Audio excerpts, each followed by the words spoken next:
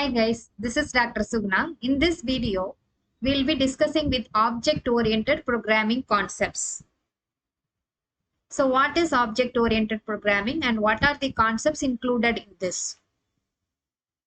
We have classes and objects. This is the first concept which is included. Encapsulation, inheritance, polymorphism, and data abstraction. So these are the 5 concepts which is included in your object-oriented programming.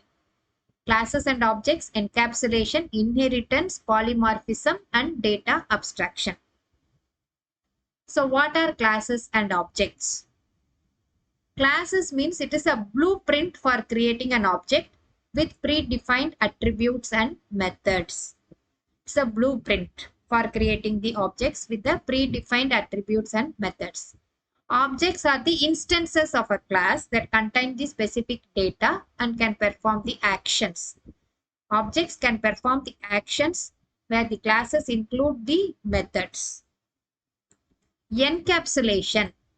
Encapsulation means it is a practice of hiding the data within a class to protect it from the external access. That is what we call as an encapsulation.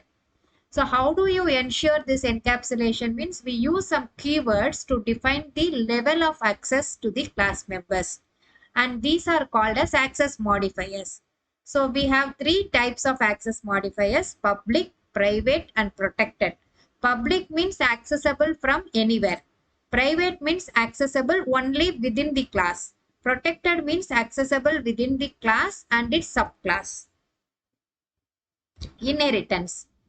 The process of creating a new class based on the existing ones. That is what we call as an inheritance. So the superclass is nothing but the class being inherited from. That is what we call as a base class. Subclass is nothing but the class being created from the superclass. So this is called as a child class. Polymorphism. Polymorphism means the ability to create multiple methods with the same name but with different functionality. So here we have 2 types. Method overloading means that you can create multiple methods with the same name but with different parameters. And we have method overriding, modifying the behavior of the method in the subclass. So that is what we call as a method overriding. And abstraction. Abstraction means the practice of simplifying the complex systems by hiding some unnecessary details. That is what we call as an abstraction. Here we represent this abstraction using a class called abstract classes. These abstract classes cannot be instantiated and cannot be used as a blueprint of another classes. And we'll use interfaces, that is a set of methods that a class must implement to be considered as a certain type.